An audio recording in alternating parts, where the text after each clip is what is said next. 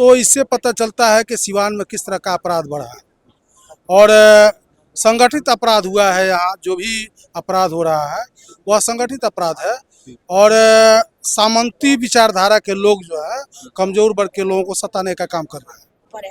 अब अपराधी भी बेलगाम घूम रहे हैं, चाहे महाराजगंज हो या गोरियाकोठी हो या चैनपुर हो या सिवान के कई जिलों में देखते होंगे। अगर न्यूज में अगर निकलता है तो अपराध की घटना एक निकलता है, तो इसमें अपराधी बेलगाम घूम रहे हैं। हमारे नेता और नीतीश कुमार के सरकार के आड़ में ये सामंतवाद को बढ़ावा मिल रहा है और अपराधी चरम सीमा पर यहाँ लगे हुए हैं। कहा जा रहा है कि सिवान में जो है अपराध बढ़ते जा रहा है, अपराध थमने का नाम नहीं ले रहा है और जिस तरीके से लाली यादव की हत्या कर दी गई, आज तेजस्वी यादव और पप्पू यादव यहाँ मिलने पहुंचे थे, आप लोग भी आए थे, क्या कहेंगे आप? देखिए, इस राज्य में समाज में फैले भ्रष्टाचार कदाचार चरम सीमा पर है। अब अपराधी भी बेलगाम घूम रहे हैं, चाहे महाराजगंज हो या गोरियाकोठी हो या चैनपुर हो या सिवान के कई जिलों में देखते होंगे। अगर न्यूज में अगर निकलता है तो अपराध की घटना एक निकलता है, तो इसमें अपराधी बेलगाम घूम रहे हैं।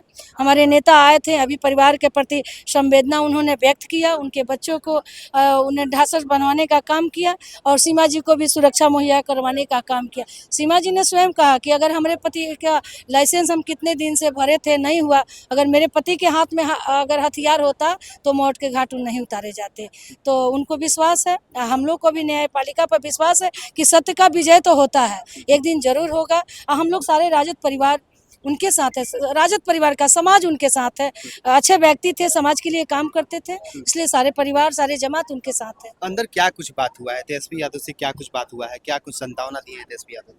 उन्होंने कहा कि हम जो आपके साथ अन्याय हुआ है, अपराधी को हम छोड़ेंगे नहीं, जल्द ही हम लोग गिरफ्त में लेंगे और हमारी सरकार बनेगी तो उसमें आपको हम जगह देने का काम करेंगे। इस सरकार में अफसरशाही है, महिलाओं को लोग कहता है महिला को सुरक्षित है, कहाँ महिला सुरक्षित है जी?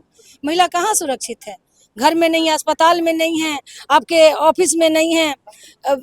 बालिका गृह से 13 महिलाओं को उठा लिया जाता है। यही सिवान जिला में कौन नेता बोलने का काम किया? 13 बच्चियों को उठा लिया गया। तो अपराध का घटना तो बढ़ा है इस सरकार में, अफसरशाही भी बढ़ी है और महिला सुरक्षित नहीं है। महिला सुरक्षित होगी, हमारे तेजस्वी यादव जी मुख्यमंत्री बनेंगे तो उन पर हमको विश्वास है और निश्चित ही युवा है, रोजगार के साथ साथ महिलाओं की मान सम्मान, नौजवानों का रोजगार और बूढ़ों का लाठी बनने का काम करेंगे। आने वाला समय जल्द ही आएगा। नेता प्रतिपक्ष पहुंचे हुए थे यहाँ पे, परिजनों से मिले, क्या लग रहा है अब न्याय मिलेगा परिजनों को? देखिए, उनका प्रयास तो यही है कि न्याय मिले। इतना दूर आए, इतने लोगों से मिले, सब लोग का परिजनों से भी मिले तो परिजन ने जो उनको बताया क्या क्या हुआ है, उनके साथ किस तरह का अत्याचार हुआ है, तो नेता प्रतिपक्ष निश्चित तौर पर न्याय दिलाने का काम करेंगे। ये उनका दायित्व भी है, कर्तव्य भी है। कल तक आप ही की राजद के दिग्गज नेता थे सिवान में, मोहम्मद शहाबुद्दीन।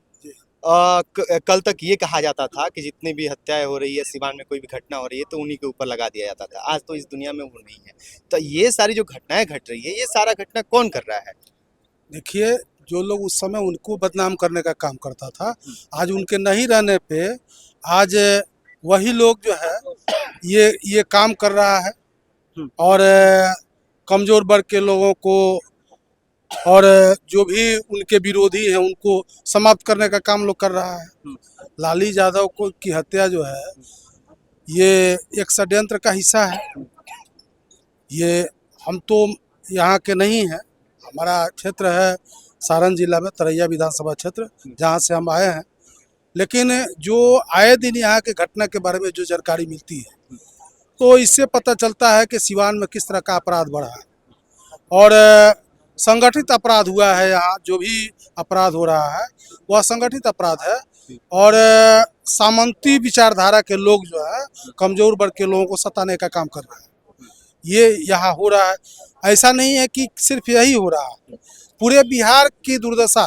क्योंकि अभी नीतीश कुमार जी जो है उनकी सरकार है, एनडीए की सरकार है और नीतीश कुमार के सरकार के आड़ में ये सामंतवाद को बढ़ावा मिल रहा है और अपराधी चरम सीमा पर यहाँ लगे हुए हैं काम करने में। हर दिन आप अखबारों में पढ़ते हैं, टीवी पे देखते हैं, ये देखने को मिल रहा है कि किस तरह का कारनामा इस सरकार में हो रहा है।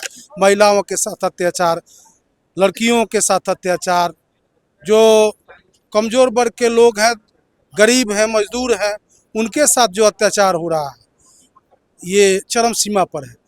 तो इस पर निश्चित तौर पे जो हमारे नेता का प्रयास है ये उसमें सफल होंगे। जो उन्होंने जो इस राज्य के विकास का जो रोड मैप तैयार किया है, युवाओं के लिए रोजगार, महिलाओं के लिए महिला मान सम्मान, जो माई बहन मान सम्मान योजना जो है, ये योजना जो है, चाहे जो बिजली का जो उन्होंने 200 यूनिट फ्री देने का जो घोषणा किया है सरकार बनने पे, ये जो भी उनकी एजेंडा है, यदि सरकार बनती है तो निश्चित तौर पे वे लागू करेंगे और ये राज्य के विकास में। इस परिवार के लिए आप लोग क्या करेंगे? देखिए, इस परिवार के लिए सबसे जरूरी है कि जिन लोगों ने हत्या किया है उनको सजा मिले और जो इनके लिए तेजस्वी जी से जो बन पाएगा वो करेंगे, ये उन्होंने आश्वासन दिया है। तो अब इससे ज़्यादा हम कुछ नहीं कर सकते हैं, क्योंकि नेता जब बोल करके चले गए और जो आश्वासन दे करके गए वे निश्चित तौर पे वो काम करेंगे।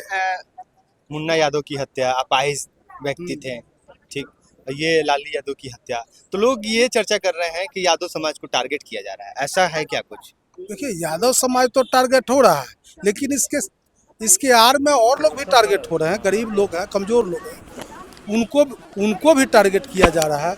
टारगेट करने के पीछे कारण क्या है? उनका जो संगठित अपराध करने का मुख्य उद्देश्य है कि डरा करके, धमका करके उनके घरों पे कब्जा कर लेना, उनके जर जमीन पर कब्जा कर लेना या लूटपाट मचा देना, लोगों को डरा देना कि उनके खिलाफ किसी तरह का कोई आवाज़ न उठाए, ये सब इनका कार्य है। तो कहीं ना कहीं मजबूत लोगों को देख करके पहला टारगेट कर रहे थे कि कमज़ोर लोग कल से वो आवाज़ न उठावे। लालू यादव के बारे में जानकारी है कि एक अच्छे कार्यकर्ता थे, अच्छे लोग थे और समृद्ध भी हैं अपने काम के बल पे। तो एक समृद्ध व्यक्ति को टारगेट किया तो लोग कहेगा कि अरे भाई उसके साथ ऐसा हो गया तो हमारे साथ भी हो सकता है। तो ये कमज़ोर समाज को कमज़ोर करने का एक प्रयास है। मुद्रिका प्रसाद राय, पूर्व विधायक तरैया।